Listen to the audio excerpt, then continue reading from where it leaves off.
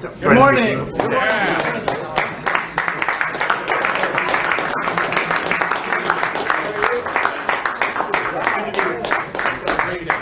Hello, everybody. What a nice group. Very good. Come on, that's what we like. Let me grab that for you. Oh, thank you. The chair is very, very heavy. Thank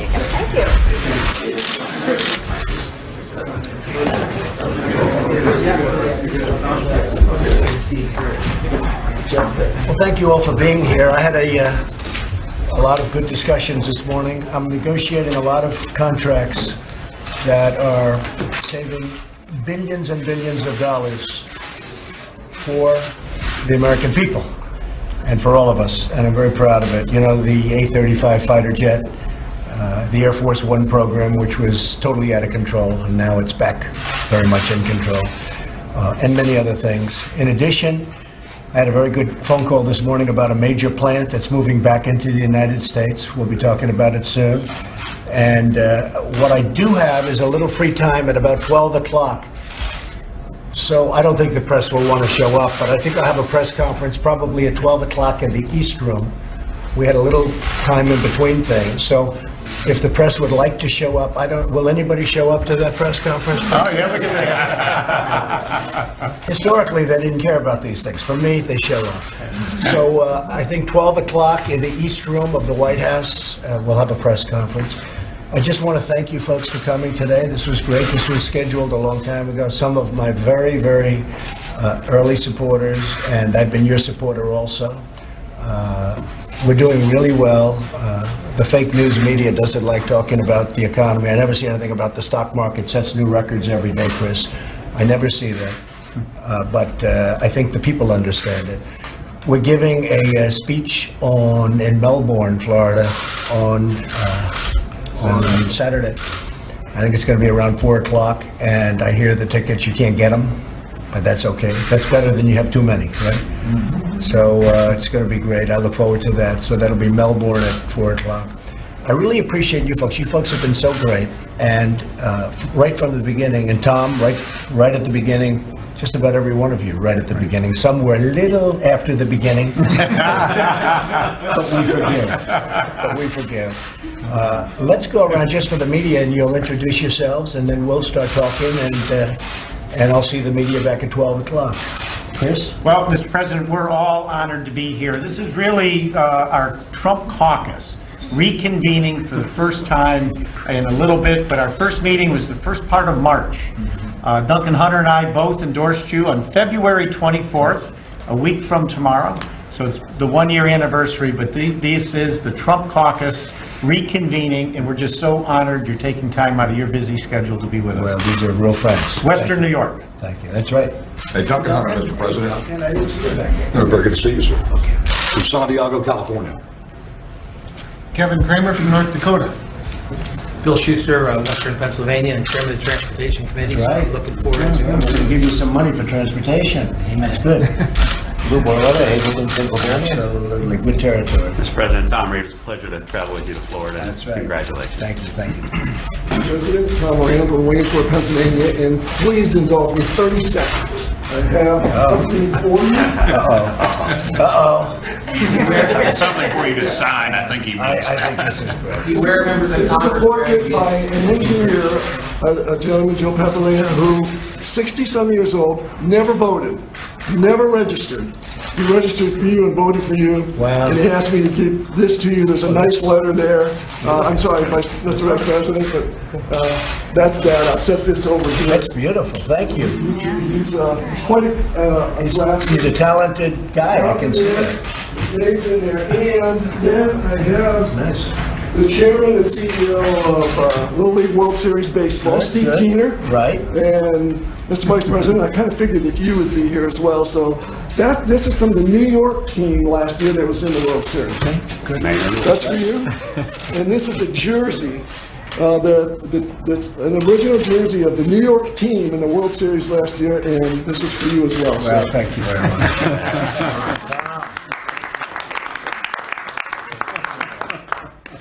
All right. Oh, that's great.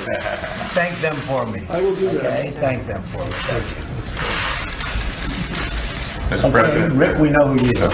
Scott Desjardins from Tennessee, and I just want you to know that Tennessee is fully behind you. Marshall attests to that. We're excited about the work you're doing. We know that health care and tax reform has to be done this year, and we like the work you're doing, and we need you to help us continue to do We're it. going to get it done. And the healthcare is going really well. And now that we finally have Tom Price, Dr. Tom Price, that was a big thing. I mean, we couldn't get him.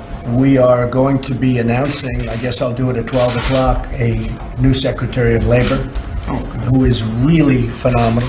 So that'll be at 12 o'clock. And we're getting, I mean, this is the slowest in history, the approval of a cabinet. And these people are outstanding people. The man I'll be announcing for Labor is a star, great person. Great person, and so I look forward to that. But I appreciate everything you've done. You've been fantastic. I appreciate it. Thank you. Mr. President, good to see you, Mike Kelly. I know, Mike. We're right about Pittsburgh up to Erie. Thanks so much. What an exciting summer we had together. We I did can't okay tell you. there, Oh, didn't we? we did better than okay. We took an area that wasn't a big Republican area, and we swamped them, right? We did. 34 years since Erie actually voted for a Republican. Wow. Thanks to you. Well, thank you very much. Yes, sir. Thank you. Billy Long, Missouri 7, and I'm co-chair of the Congressional Study Group on Japan. I'm going to be leading the delegation to Japan Saturday, meeting with Prime Minister Abe on Monday. He's a great guy. So if you will tell me how many golf balls he lost in Florida, I don't know how many House of Representatives golf balls to take. He played well, I'll tell you. And you know, we played with Ernie Els. I called up Billy, I said, see if you can get me somebody good to play with. I have the Prime Minister of Japan wants to play golf. So we get to the front of the club, and Ernie Els is waiting for us. He said, are you ready? So we had a good time. No, he played very nicely, and he's a great guy. You're going to like him. I like him. Oh yeah, I've met him the last 3 or 4 years, met with him there. He's a great guy, and I knew you all would hit it off because you're both persons and great No, we hit it off. personalities. We had a good feeling. Both ends, so I knew you guys would get along good. Well, I always said about President Obama, it's great to play golf, but play golf with heads of countries. And by the way, people like yourself, when you're looking for votes, don't play with your friends that you play with every week. That doesn't help. Does that make sense? Yeah, it does. I hit it off with the Prime Minister. He's a fabulous guy. He's loves his country, and we spoke all day long and well into the night. They, as you know, they launched a missile, North Korea, and we were discussing that. So it was really something. But have a good time over there. I will. And give him my regards. Ambassador Sasai was in my district for 2 full days, and he mentioned he was with you down there in Florida Right. also. He was. He's another great guy, Yes. he and his wife both. Oh, And good. one last quick thing, Fran Drescher Right. from The Nanny. Right. Said you were on The Nanny one time. She has a request with her battle for cancer that you have a cancer board that has one non-medical person, so she wanted me to put her name in the hat for that. My daughter came through a She's fought hard. successful She's cancer fought hard. battle. Yeah. Yeah. You know what, if you would, Billy, why don't you give me that request, and let's see if we can do that. We will. Okay? I'll get it to your people. Thank you. Marcia? Yes, I'm Marcia Blackburn from Tennessee. I chair the Telecommunications and Technology Subcommittee at Energy and Right. Commerce, and we are looking forward to broadband expansion. Okay, well, Rural you're gonna- broadband. you're gonna get it. Yes. You're going to get it. Thank you very much, everybody. Thank you. I'll see you at 12 o'clock if you want. You don't want that? You don't show up, I won't be in. Can I get to those leakers, Mr. President? We're going to find the leakers. We're going to find the leakers. They're going to pay a big price for leaking. Wow, and there you have it. Donald Trump, President Trump, meeting with some of his original supporters from Capitol Hill as he kind of went around the horn and let them all present gifts or have their piece or have their say.